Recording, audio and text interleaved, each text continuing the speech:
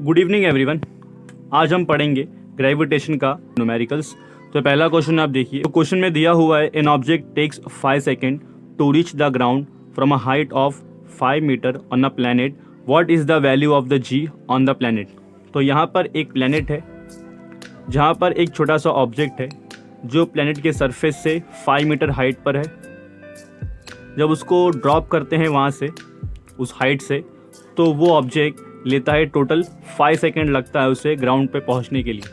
तो हमको कैलकुलेट करना है कि इस प्लैनेट का जी का मतलब होता है एक्सेलरेशन ड्यू टू ग्रेविटी कितना रहेगा। तो उसके लिए हमारे पास कुछ फॉर्मूलेज। एक्चुअली में ये सारे क्वेश्चंस के लिए हम लोग 3 फार्मूलाज में से किसी एक को यूज़ करने वाले हैं। पहला फार्मूला आता है v is equal to you plus A t, और सेकेंड फार्मूला है s is equal to U T plus half A T square, और थर्ड फार्मूला है हमारे पास v square equal to u square plus 2as। इस सारे फार्मूलेज को आप नोट कर लीजिए। इसमें v का मतलब है फाइनल वेलोसिटी, u का मतलब है इनिशियल वेलोसिटी, s का मतलब है डिस्प्लेसमेंट, t का मतलब है टाइम पीरियड, और a का मतलब है एक्सेलरेशन। पहले क्वेश्चन में हमको गिवन जो दिया हुआ है, पहले हम गिवन लिखते हैं s is equal to 5 metre, जिसको आप हाइट बोलो या डिस्टेंस बोलो। s is equal to 5 metre and फिर दिया हुआ है टाइम दिया हुआ है हमको 5 सेकेंड। सो अब बारी है हमको पता लगाना है कि कितना होगा उसका जी, तो फाइंड करना है हमको जी। अब यहाँ पे एक बात नोट करिए कि जो बॉल है उससे पहले ऊपर से ड्रॉप किया गया, उससे जो टॉप पोजीशन से ड्रॉप किया गया, तो शुरुआत में उसका जो वेलोसिटी है वो 0 है, तो उसकी इनिशियल वेलोसिटी कितनी रहेगी 0। बाद में वो हर सेकंड उसकी स्पीड बढ़ते जा रही है जब सरफेस पे आने के लिए, तो इसीलिए जो u है हमारा वो 0 है। अब इसमें आपको दिख रहा होगा कि हमारे पास s अवेलेबल है, t अवेलेबल है, u अवेलेबल है और g अवेलेबल नहीं है। तो a को हम यहाँ पर a है उससे हम g कंसिडर कर सकते हैं, क्योंकि g का मतलब भी एक्सेलरेशन है और a का मतलब भी एक्सेलरेशन। बस g का मतलब होता है एक्सेलरेशन ड्यू टू प्लैनेट और a का मतलब है acceleration because of anything else. जो प्लैनेट के अलावा कोई भी चीज़ से एक्सेलरेशन हो उसे हम कहेंगे नॉर्मल एक्सेलरेशन, और जो प्लैनेट से होगा उसे हम कहेंगे एक्सेलरेशन ड्यू टू ग्रेविटी। तो इसके लिए हम यूज़ करने वाले हैं सेकंड फार्मूले को यूज़ करेंगे, बिकॉज यहाँ पर s अवेलेबल हमारे पास है, u हमारे पास अवेलेबल है, t हमारे पास अवेलेबल है, हाफ की वैल्यू हाफ होती है, और जहाँ पर a है वहाँ पे हम पुट करने वाले हैं g, और t स्क्वायर वो हमारे पास अवेलेबल है। तो जो हम फार्मूला यूज़ करेंगे यहाँ पर, फार्मूला यूज़ करेंगे s is equal to U T plus half A T square. a की जहाँ पर a है वहाँ पर हम लेने वाले हैं g, तो जी टी स्क्वायर। सो हमको s की वैल्यू पता है 5, u की वैल्यू पता है 0, t की वैल्यू पता है 5 एंड फिर हाफ, और g की वैल्यू हमको नहीं पता, एंड t का स्क्वायर डेट इज़ 5 का स्क्वायर। तो 5 इज इक्वल टू 5 इंटू 0 करेंगे, अगर 5 इंटू 0 हो जाएगा 0, और फिर हाफ, और g की वैल्यू नहीं पता 25।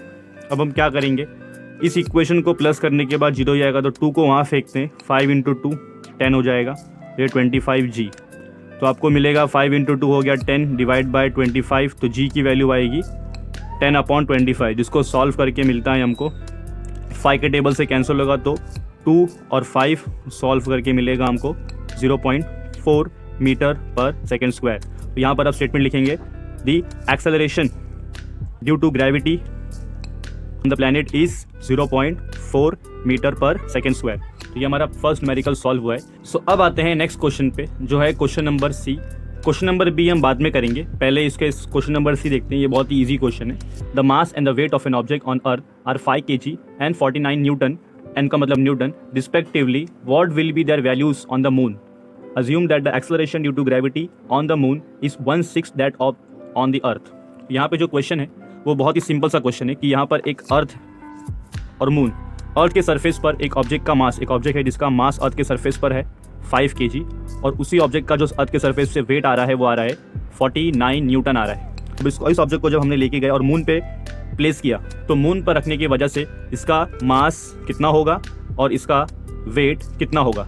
जो हमको गिवन कंडीशन है कि मान लेते हैं अगर अर्थ का जो वैल्यू है वो g है, अगर अर्थ की वैल्यू g है, acceleration due to gravity on earth अगर g है, तो acceleration due to gravity on moon ये क्या होगा, मून जो होगा acceleration due to gravity on moon, जिसको मैं लिख रहा हूँ gm का मतलब है acceleration due to gravity on moon, वो रहेगा 1/6 of acceleration due to gravity on earth. तो 6 गुना कम है अर्थ की ग्रेविटी के एक्सेलरेशन से। तो इसे सॉल्व करते हैं, बहुत ईजी क्वेश्चन है। देखो गिवन जो दिया हुआ है, the given condition is mass कितना है अर्थ पे, इसको लेते हैं on earth mass is equal to m1 is equal to 5 kg और वेट w1 इसको लेते हैं 49 न्यूटन। उसके बाद ऑन मून हमको फाइंड करने बोला है, to find mass on the moon m2, mass on the moon कितना होगा, and weight on the moon w2 कितना होगा। तो m1 का मतलब है mass on the earth, w1 का मतलब है mass of the weight on the earth, m2 का मतलब है mass on the moon. Acceleration due to gravity जो दिया हुआ है वो दिया है gm, acceleration due to gravity on moon is equal to 1/6 of acceleration due to gravity on earth. और अर्थ का जो GE होता है वो फिक्स्ड होता है, वो 9.8 मीटर पर सेकेंड स्क्वायर होता है, ये हमको याद होना चाहिए। अर्थ का जो एक्सेलरेशन ड्यू टू ग्रेविटी है वो 9.8 मीटर पर सेकेंड स्क्वायर होता है और ये फिक्स्ड होता है। सो सोल्यूशन पे आते हैं, कैसे करेंगे सोल्यूशन पे आते हैं पहले। तो देखिए मास ऑलवेज रिमेन्स सेम या unchange,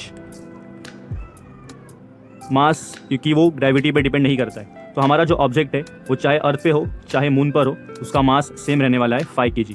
so m1 is equal to m2 is equal to 5 kg। तो जो मास ऑन द मून रहेगा वो क्या रहेगा, 5 kg रहेगा। बात करते हैं वेट की। वेट इज अ फोर्स, एक फोर्स है which is directed downward, towards centre of the earth, which is directed towards the centre of the surface, centre of the planet. तो यहाँ पर इसका जो फॉर्मूला आता है वेट का, वो वेट का फॉर्मूला आता है weight is equal to mass into G, weight is equal to mass into G. तो हमको पता है कि जो वेट है अर्थ पर वो 49 न्यूटन है और जो वेट होगा मास मून पर वो ऐसे ही मिलेगा हमको। तो जो वेट ऑन मून जिसको मैं ले रहा हूँ W2 का मतलब है weight on moon is equal to m2 mass of the body on the moon और gm acceleration due to gravity on the surface of the moon. So इस कैसे करेंगे, W2 is equal to m की value हमको पता है 5, g की value gm हमने निकाला है कि ये gm जो है 1/6 ऑफ GE है। तो GE की वैल्यू हमको पता है, GE की वैल्यू होती है 9.8। तो W2 जो weight on the moon is equal to 5/6 into 9.8। तो इसको सॉल्व करेंगे हम, तो हमको आंसर मिलेगा लगभग, इसको डिवाइड करते हैं, ये 2 3 6 होता है और ये 2 के टेबल से जाएगा तो हमारा आंसर आएगा 4.9 सॉल्व करने पर, और 20 प्लस 4 24, तो 224.5/3। तो अभी हमारा आंसर आया 24.5/3। तो इसको सॉल्व करेंगे हम, देखिए 24.5 डिवाइड बाय 3 करना है हमको। तो 3 के टेबल में 24 आता है 8 पोजीशन पर, इसको सॉल्व करके हमको मिलेगा ये 0 0, यहाँ पर पॉइंट आ चुका है तो यहाँ पर भी पॉइंट आएगा। ये 5 नीचे आने के बाद हम देखेंगे 3 के टेबल में 5 नहीं आता है तो उससे छोटा नंबर 3 मिलता है जो 1 पे आता है। ये -3 करेंगे, कैंसिल होकर 0, अपने आप यहाँ पे पॉइंट डेसिमल के बाद अपने आप 0 ऐड होता है तो 20 हो गया। डिवाइड करेंगे जब इसको तो हमको मिलेगा 6 से मल्टीप्लाई करके 18 आता है और ये प्रोसेस चलता रहेगा। तो 8 पॉइंट हमारा जो फाइनल आंसर है वो 8.1666 चलता ही रहेगा। तो इसको हम इक्वेट करते हैं 8.17 से, तो हमारा फाइनल आंसर है 8.17 न्यूटन। तो इसे सॉल्व करने पे हमको मिला है W2 इज इक्वल टू 8.17। तो लास्ट में स्टेटमेंट लिखे आप, mass on the moon is equal to 5 kg और weight on the moon equal to 8.17 newton. यहाँ पे न्यूटन आएगा, 8.17 न्यूटन। समझ में आ गया है तो हम बढ़ते हैं नेक्स्ट क्वेश्चन पे। Question number E, falls of a table, एक बॉल है जो टेबल से गिर गई and reaches the ground in 1 second, assuming that G is equal to 10 metre per second square, calculate its speed on reaching the ground and the height of the table. यहाँ पे बताया हुआ है कि एक टेबल है, एक टेबल रखा हुआ है, टेबल उसके ऊपर एक छोटी सी बॉल है, टेबल पर बॉल है। जब बॉल टेबल से गिरी तो उसको ग्राउंड पे पहुंचने के लिए ग्राउंड को टच करने के लिए 1 सेकंड लगा, मतलब बॉल 1 सेकंड में ग्राउंड पे पहुंच गई।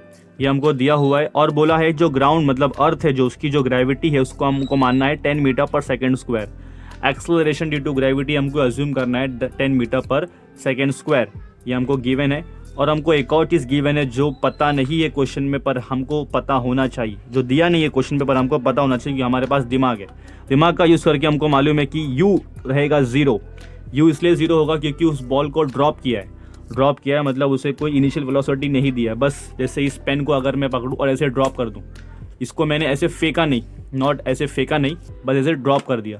तो ड्रॉप करने वाली किसी भी चीज़ को हम शुरू में वेलोसिटी क्या होती है उसकी 0 होती है, बाद में वो बढ़ती है, शुरू में क्या होती है स्टार्टिंग में 0 हो जाती है। जो गिवन है हमको वो दिया हुआ है time is equal to 1 second G की वैल्यू हमको दिया हुआ है 10 मीटर पर सेकेंड स्क्वायर। अब इस केस में क्योंकि बॉल नीचे आ रहा है तो जी को हम पॉजिटिव ही लेने वाले हैं, नेगेटिव की ज़रूरत यहाँ पर नहीं है। नेगेटिव की ज़रूरत तब पड़ती है जब बॉल या कोई भी ऑब्जेक्ट ऊपर जाए तब। तो अब हमको पता है एक और चीज़ जो है यू का मतलब है 0 मीटर पर सेकेंड, यू मतलब इनिशियल वेलोसिटी। सो अब हमको निकालना है टू फाइंड करना है कि टेबल की हाइट, टेबल का डिस्टेंस, या उसको हम बोल सकते हैं हाइट ऑफ द टेबल। जो एस रहेगा वही हमारा हाइट ऑफ द टेबल रहेगा। तो हमको वी पता है क्या? वी हमको नहीं पता। यू पता है हमको, हाँ यू का वैल्यू पता है। ए जी पता है, जी मतलब ए हमको पता है। टी की वैल्यू भी पता है। तो इसमें 3 नोन है और एक अननोन है। इसे हम वी को फाइंड करने के लिए यूज़ कर सकते हैं। हमको एस पता है क्या? एस नहीं पता। हमको यू पता है, हाँ पता है। टी पता है। ए पता है, हाफ तो हाफ ही होता है। ए पता है, ए का मतलब जी, हाँ वो भी पता है। उसके बाद टी पता है। तो यूज़ करने वाले ये क्वेश्चन हमको अच्छा रहेगा क्योंकि इसमें हमको यू नोन है, टी नोन है, हाफ नोन है, जी नोन है और टी भी नोन है। तो इसको यूज़ करके हम एस इजीली निकाल पाएंगे। जो एस होगा वही हमारा क्या रहेगा? हाइट ऑफ द टेबल रहेगा। तो फॉर्मूला यहाँ पर मेंशन किया हुआ है, S is equal to U T plus half A T square. A को हमको जी लेना है, तो यहाँ पर ए को मैं कंसिडर कर रहा हूँ जी, क्योंकि जी यहाँ पर पॉजिटिव है, और जी की ए को ही जी लेना है। तो यहाँ पर एस की वैल्यू हमको नहीं पता, यू की वैल्यू हमको पता है 0 इंटू संसार कर दो, 0 इंटू कुछ भी कर दो 0 हो जाएगा। तो 0 इंटू 1 प्लस हाफ, और यहाँ पे जी का मतलब है 10, और टी का स्क्वायर जिसका मतलब है 1 का स्क्वायर। तो 0 इंटू कोई भी चीज़ 0 होती है, 0 इंटू कोई भी बटना भी बड़ा नंबर हो, कहीं का भी नंबर हो, 0 हो जाएगा, ख़त्म हो जाएगा, मर जाएगा।